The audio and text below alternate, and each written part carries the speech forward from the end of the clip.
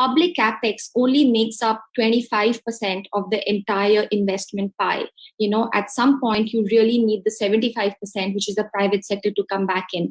And here, my sense is that the private sector has not really come back in big force. Of course, there are a few commodity sectors where capex is happening, but I don't think private capex is a big macro story yet. In the past, we found a couple of drivers of private capex. One of them was policy certainty. I think, we have that to a large extent right now, especially the budgets of the last 2 years focused on stability. I think that's a good thing. The second is the health of balance sheets. I think that's something which has also improved through the pandemic. A lot of deleveraging has happened. And the third thing is forecast of future GDP growth. And I think that's the sticking point. I think that's where there is a lot of uncertainty. People are not sure how to forecast GDP, 2 to 3 years down the line. And I think that is something which is keeping private sector capex a little weak. That's very interesting, because a common refrain is that, like you said, the balance sheet cleanup to some extent or to a large extent has happened. Rates are low to the extent that rates play into, investment decisions. The uncertainty here is perhaps how quickly that consumption element continues to grow, capacity utilization improves. Is this a 12, 18-month story to your view, or is there no certainty over what time frame this could play out for? Yeah, look, I hate to sound like a broken record, but eventually, once the whole pent-up goods and services, goods demand, all of that is done, after all of that is over, growth, as always, will be a function of effective reforms that the government undertakes.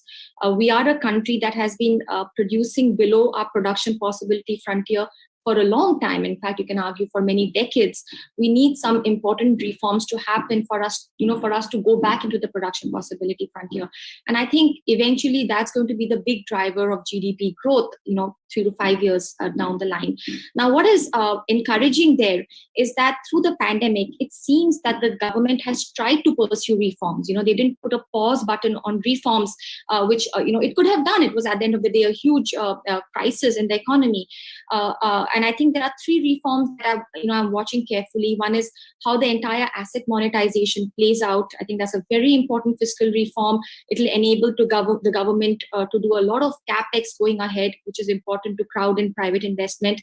The second reform is the PLI. It worked out for mobile handsets. Let's see if it works out for some of the other sectors.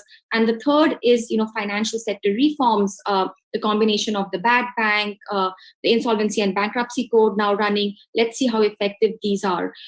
In the past, we've seen that many of these reforms are announced and they sort of are not very effectively implemented. I'm hoping it's different this time. My sense is that even if we get about 30 to 40% success in these reforms, I think we'll see potential growth rising back up after the pandemic. But a lot depends on the reform muscle of the government. You had an earlier report, Pranjal, where you sort of focused on all of this capital coming into the startup space, etc.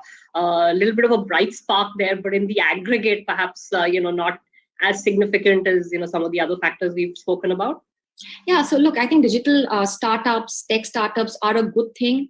They are attracting a lot of money. Between 2015 and 2021, about $80 billion of inflows. Right now, we see that 50% of FDI inflows into the economy is digital. Till a few years ago, it was only 20%. So it's obviously getting a lot of money in. I also think it's good for the entrepreneurial culture, which can be an important secret source of growth going forward. It does create jobs. It does create some capex, tangible, intangible. So I think generally good. The problem is twofold. Number one, it's still not mainstream economy. It's a fast growing sector, but it's still on the fringes. It can't move the needle, very aggressively. So it's still very small.